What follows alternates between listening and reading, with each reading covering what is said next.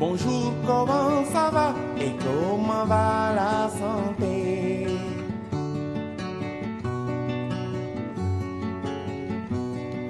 Bonjour, comment ça va et comment va la santé?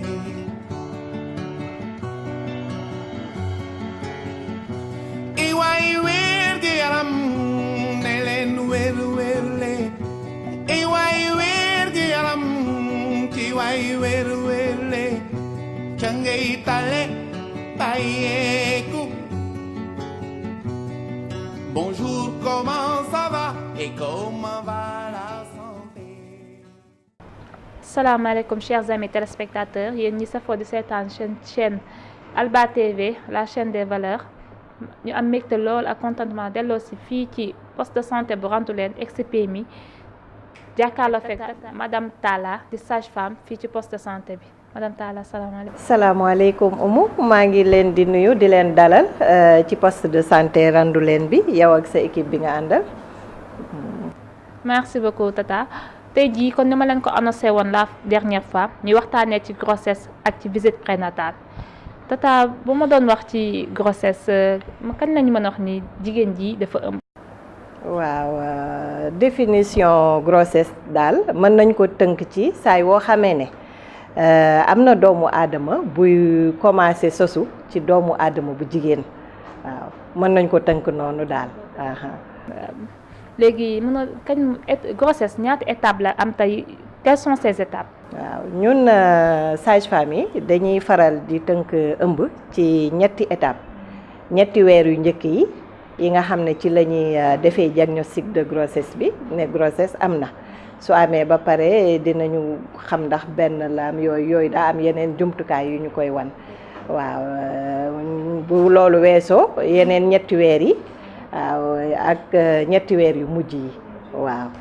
ñetti étape yooyu daal la ñuy tënk ñun grossesse. dëgg la mais jigéen war mën naa toog ba certain moment rek rendre compte ni moom dafa ëmb.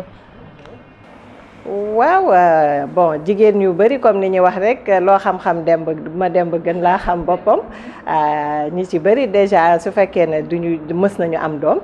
dañuy xam seen bopp waaw mais li ñuy gën a mën a définir daal mooy soo doon fóot normalement ci jigéen bu toll ci jur di sëy nga doon fóot weer bu jot nga toog jëlal weer ñaari weer gën kaa sori ñetti weer war ngaa dem nag seeti sage-femme waaw mu seet ba xam lan la waaw. damay faral di dégg ñu naan grossesse à risque mënoon nga ñëw expliquer lan mooy grossesse à risque. waaw dafa am yoo xam ne yi day am ci biir ëmb di gàllankoor ëmb gi mën na indi problème ci ndey ji ak ci doom ji boobaa la ñuy wax grossesse à risque. bëri na nag ay yu koy waral mais ñun yi ñu gën a ciblé daal mooy xale bu ndaw tolloogul ci jur ba tuttu njurkaayam matugul mu bëgg a ëmb ci kaw loolu waaw kooku grossesse à risque la ba ci noonu tam mag moo xam ne ay atam mi ngi bëgg sori waaw jëm ñeent fukki at ba weesu ko kooku tam su ëmbee dañuy jàpp ne grossesse à risque la. ci kaw loolu aussi am na jigéen yoo xam ne dañu bëri lu ñu jur macha allah alors butitu njurukaay bi xaw na sonn ak yooyu dañuy jàpp ne grossesse à risque la ak tamit yenn feebar yi tamit yenn maladie médicale yi bi ñu ci gën a jaaxal mooy hypertension waaw yooyu yëpp ci xeetu grossesse à risque la ak tamit yenn xeetu laabu yi tam ci jigéen. waaw yoo xam ne tam day tax daal ëmb bi du yomb wasin bi du yomb waaw. léegi conséquences yi grossesse rapprochée ak grossesse précoce yi lan la. waaw grossesse rapprochée grossesse précoce yi yooyu yëpp day am ay conséquences léeg-léeg day dem sax ba nekk avortement wala léeg-léeg it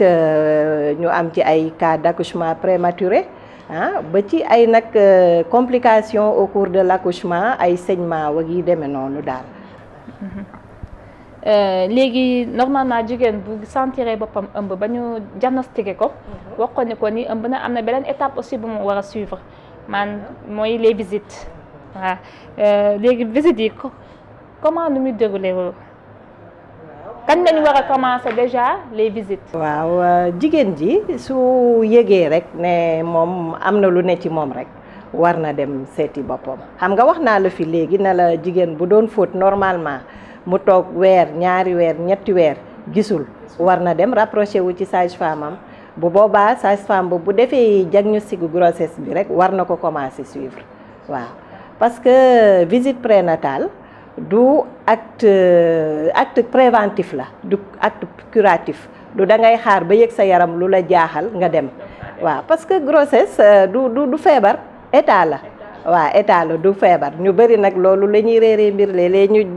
gis fi jigéen bu ñëw lu tax waa yow foo nekkoon mu ne damaa yëgul woon dara sama yaram waaw jigéen warta toog di xaar ba yëg dara ci yaramam soog a visiter waaw visite bi c'est préventif. léegi quelles sont les étapes de la grossesse de la visite plutôt ndax am na ay étapes bi ñu war a def ak nombre de visites yi nga xam ne jigéen bu wéerul war na koo mën a def. waaw étape bu suivi bi am na parce que gis nga bu yàgg dañu daan def ñetti visite mais léegi mbir mi dafa changé jigéen ji lu mu bon war nañ ko seet ñeenti yoon ci biir ëmb bi yoo xam ne bokkul ak sax dafa yëg feebar wala dara ci yaramam ñëw dafa ñëw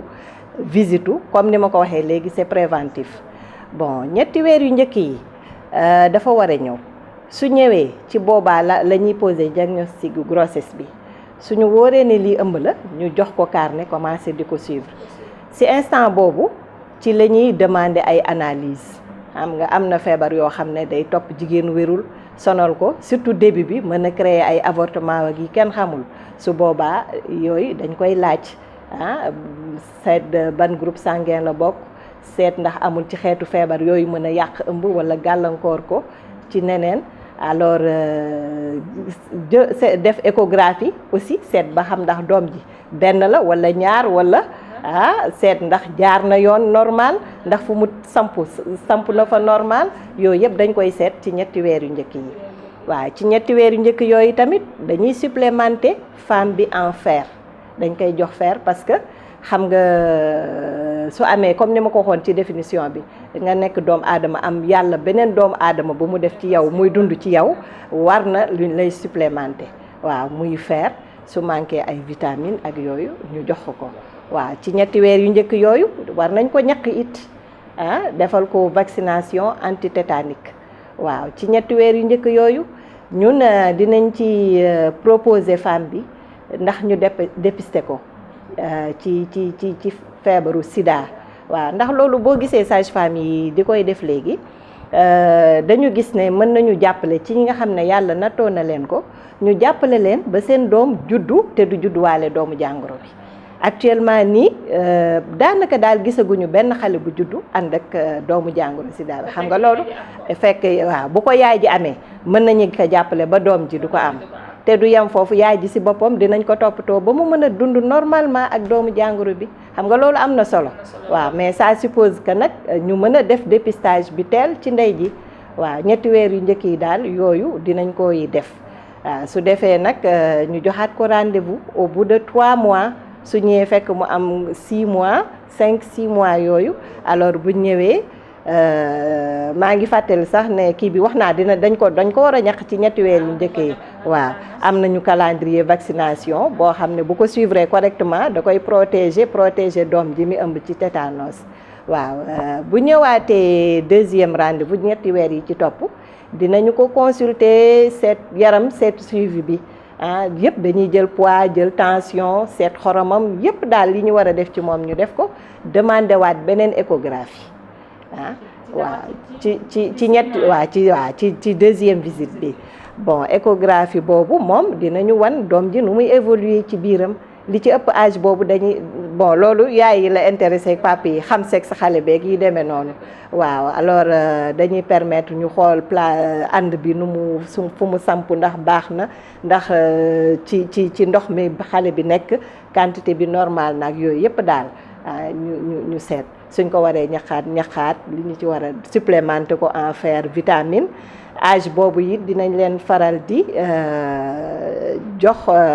li ñuy wax prévention sibiru bi waaw ñetti doom yi ñuy joxe waaw ñu leen koy jox weer bu ne waaw alors dama xaw a fàtte sax ci première visite bi ne ñetti weer yu njëkk yi xam nga du ñu mën a naan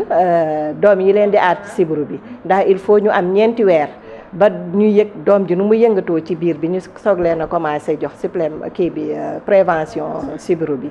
mais suñu ñëwee deuxième visite bi fekk ñeenti weer yi passé na ñu commencé leen kii jox ñetti doom yooyu lu jiitu loolu nag dañ leen di wax rek ñu ut payang moustiquaire waaw di ci tëdd waaw sànke waaw mu leen di protéger contre yooyu matt ni mooy deux visites yi mu des ñetteel bi bon ci ñetteelu visite bi nag ci la ñuy faral di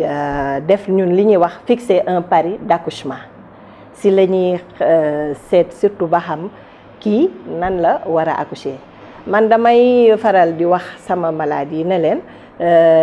gan buy ñëw il faut nga xam gan gi ñëw ci yow noo koy teeroo waaw du ñëpp ñoo mën a accoucher normalement xam nga waaw donc bu ñu toppoo li ñu war a topp yëpp seet lu ñu war a seet yëpp bu boobaa la ñuy trier xool ñii kat dañ leen war a référer ci gynécologue bi ñii dañu war a accoucher par césarienne ñii ñoom mën nañ leen jël en charge waaw su boobu xam nga loolu am na solo parce que bëggatuñu léegi jigéen gi di toog rek ba mat jàpp ko mu jóg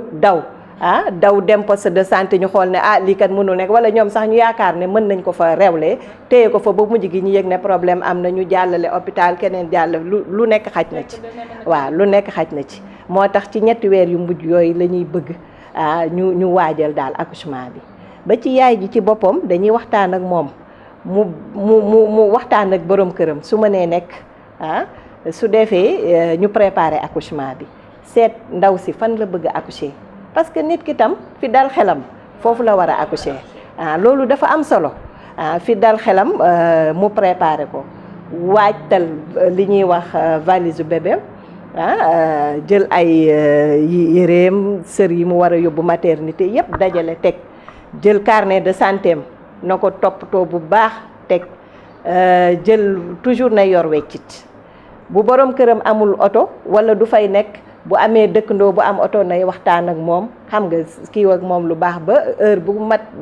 dalee soxna si wala boog mu am taximan sax boo xam ne heure bu ko mat daanalee kooku mën a ñëw jël ko yóbbu ko waaw moom laax ni jël argent de poche teg waaw yooyu yëpp dañ koy waajal bañ a bàyyi rek ba mat ñëw rek ñuy jóg rek di daw di dugg di génn waaw yooyu yëpp dañ koy waajal. léegi dama seetlu ni dañuy am toujours ay tabou ci par rapport alimentation wu la femme enceinte pour lekk xaal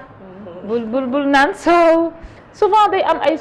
alimentation yoo xam yëpp dañ la koy traité boo demee yooyu sax moo gën a am importance. tabu alimentaire yi nag ñun daanaka moo ñu gën a sonal parce que dañuy faral di tere jigéenu wérul lépp loo xam ne moo baax ci moom ñu tere ko bul lekk fruit bul lekk nen bul naan soow bul def lii su ko defee dañ koy tënk ba finalement ñoom bu ñu yegsee salle d'accouchement dootuñu am benn doole man gis naa ba gis ku ñu tere ndox mu déshydraté complètement heureusement que jot nañ ci moom avant mat bi di ñëw loolu bu amee ndaw si bu ñëwee salle d'accouchement day sonn du mën pousse doomam sax jigéenu wérul liñ koy tere mooy ñetti trop yi lu wex xorom loolu trop salé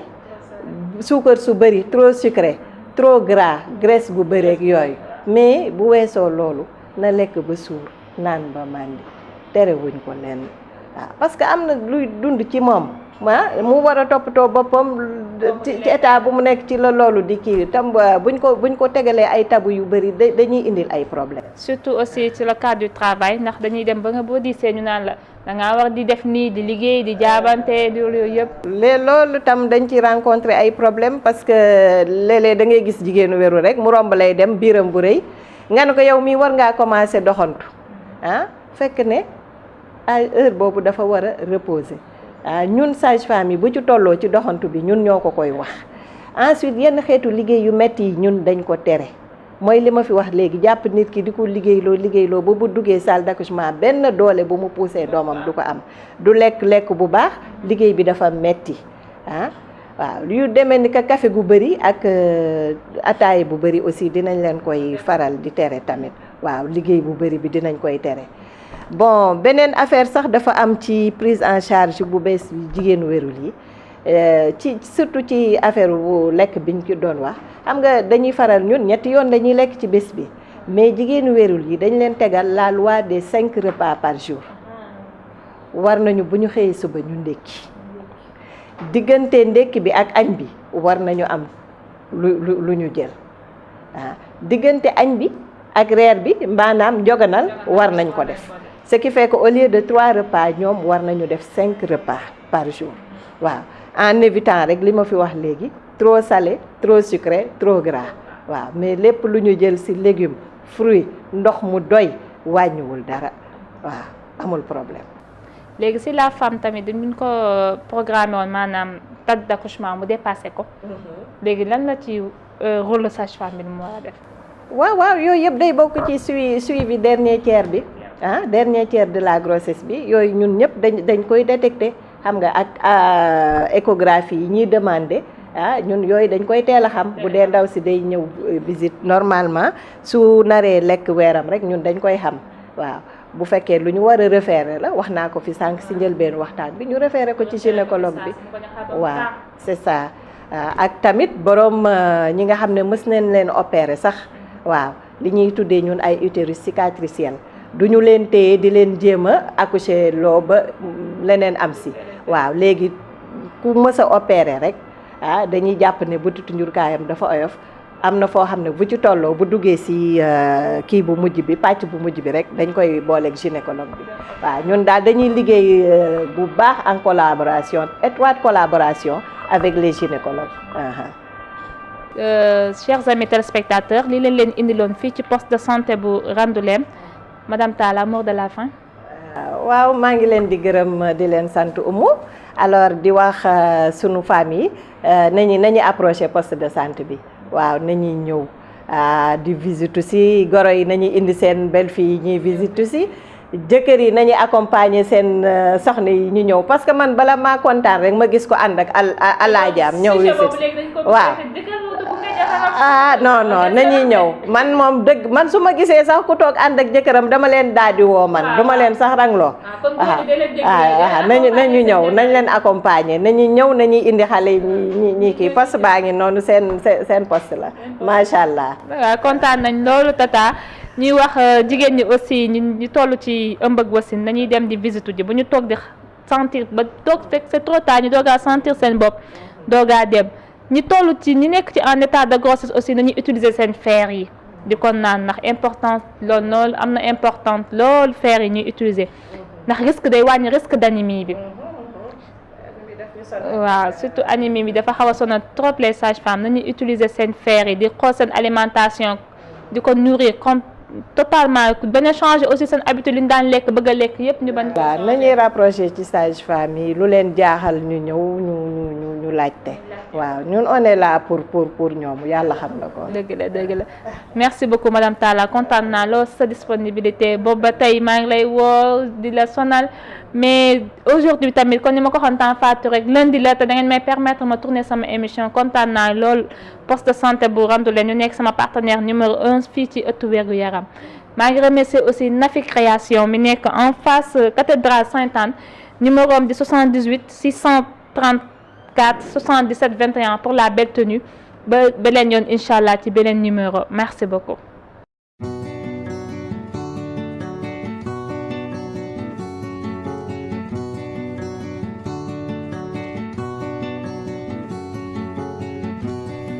Bonjour, comment ça va et comment va la santé?